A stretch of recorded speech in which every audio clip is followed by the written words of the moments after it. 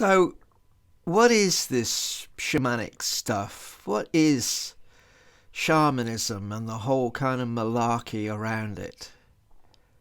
Because if you search on the interwebby, you'll find all sorts of things described as shamanic and all sorts of people spouting all sorts of stuff about this wonderful word that is used to sex up books and television programs probably, and hair shampoo and workshops most definitely, and it's like everything is shamanic now, man. So what is it? What is this strange beast that has arisen in the West and been fed and watered by the New Age industry? Well, the word comes from the Evenk people. The Evenk people are a tribal group that live in southeastern Siberia, and they live a little bit in northern China, and they live over the border in Russia, in the Russian Federation. And the word means to heat up, to get excited. There's a lot of stuff on the internet about that it means to know. It doesn't mean to know. It doesn't mean one who knows. It means one who gets frenzied, one who gets excited, like water that boils and froths up. It's to heat up. It's to get frenzied. Yeah, frenzied is a good word. And the word kind of came into kind of contact with Russian explorers and scientists.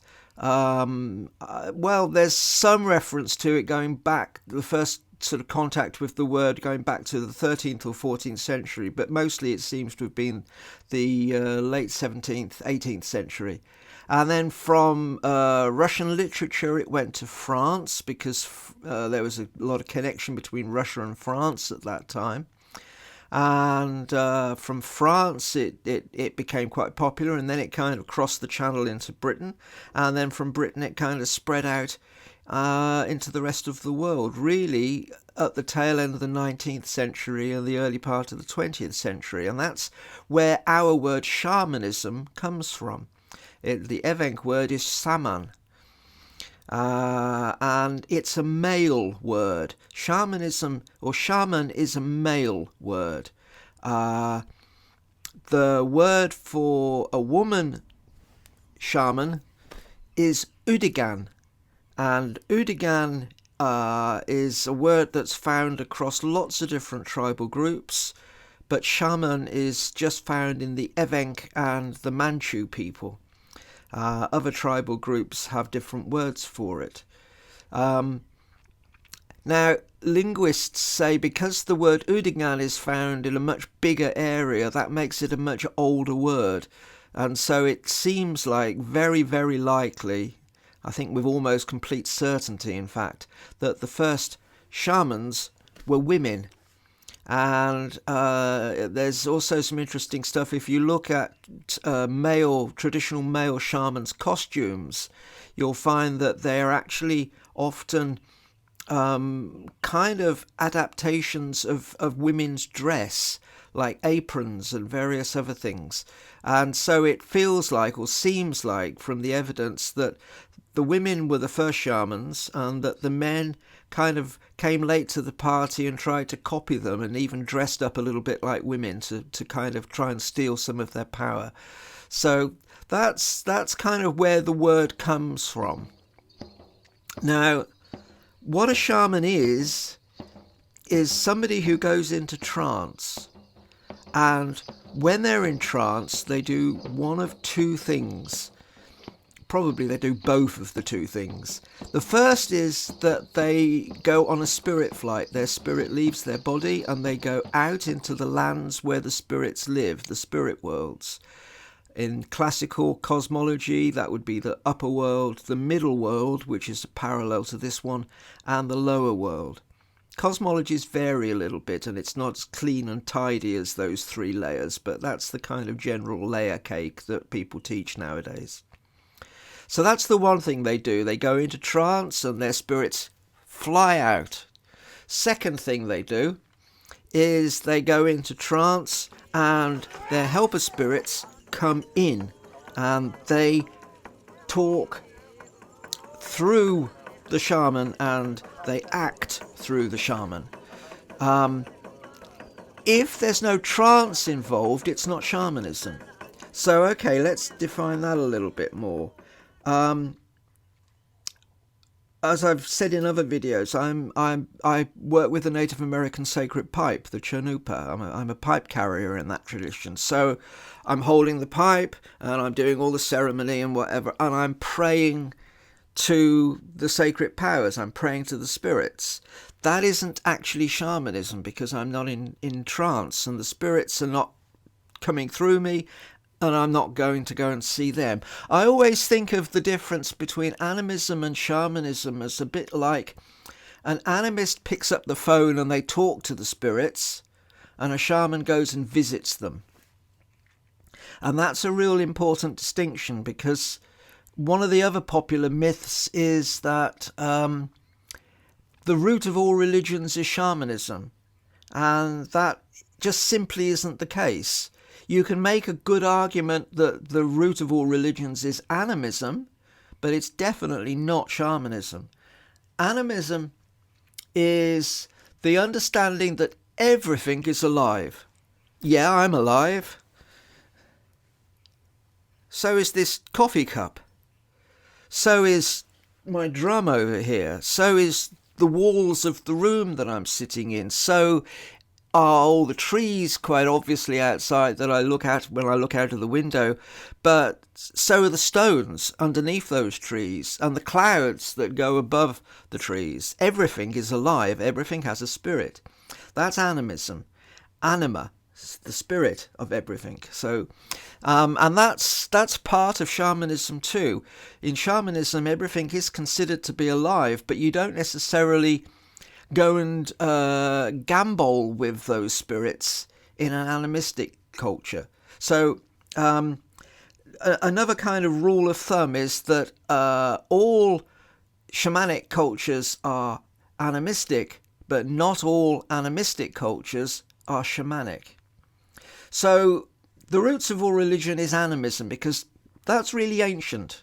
That goes right back. You know, there's traces of animistic sort of spirituality, or things that can be interpreted as traces of that, going right back into Paleolithic times, you know, Stone Age, people in their caves and whatever.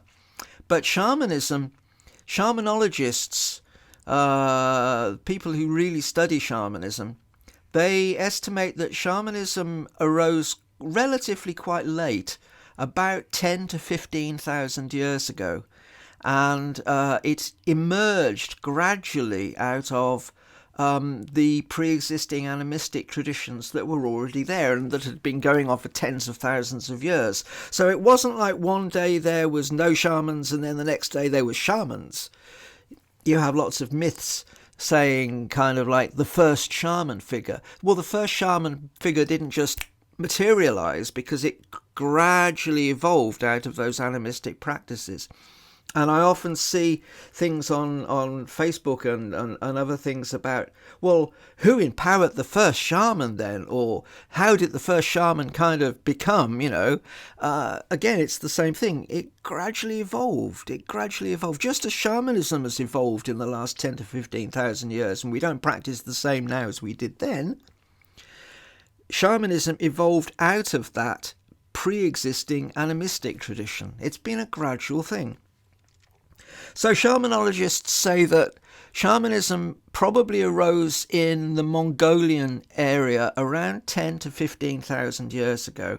And then from that place, it spread out. It spread out via migrations of people, because people have moved around considerably in the last 10 to 15,000 years. And it also spread out via trade and cultural contact.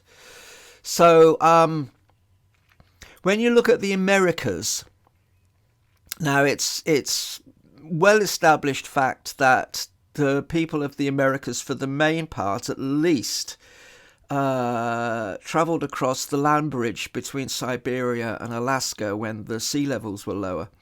And there is, I'm not going to get into kind of conspiracy theories and whatever, but there is some evidence which seems to suggest that it's possible that some settlers from Europe travelled following the ice sheets, and there's some arrowhead developments, some flint similarities between flint arrowheads in North America and Europe. The Clovis Point, I think, is the name of it.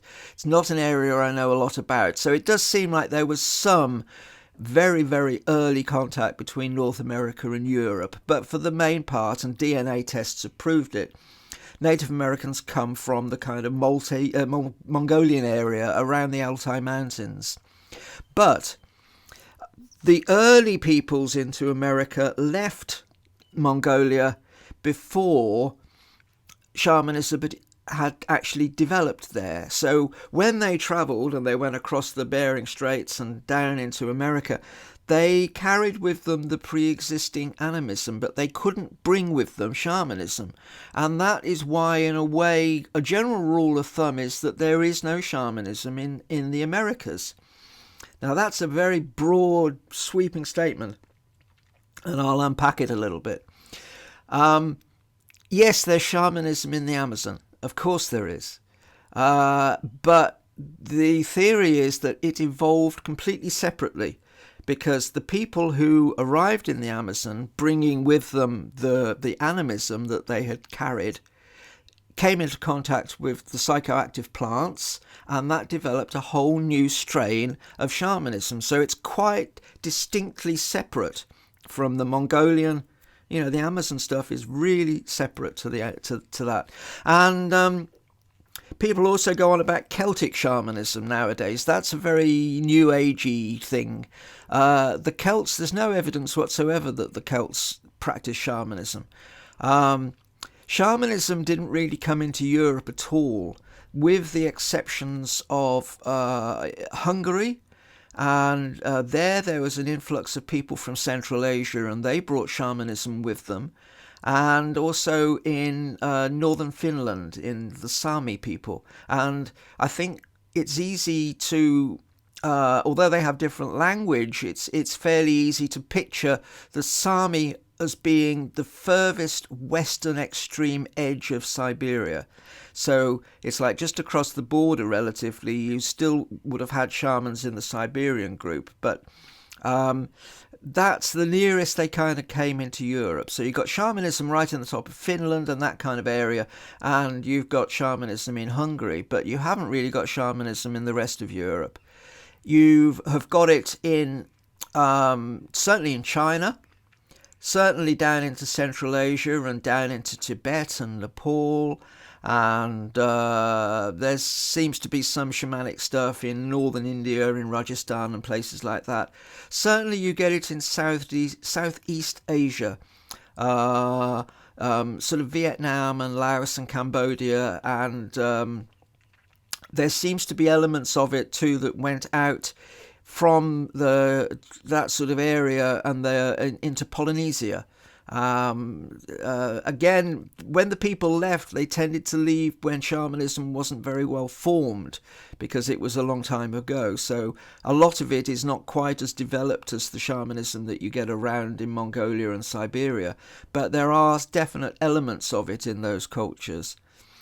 So really, predominantly, shamanism is an Asian thing. From Eurasia and Siberia across and down into Southeast Asia. So that gives its homeland. And in the next part, I'll talk a little bit about more what it is and what it isn't.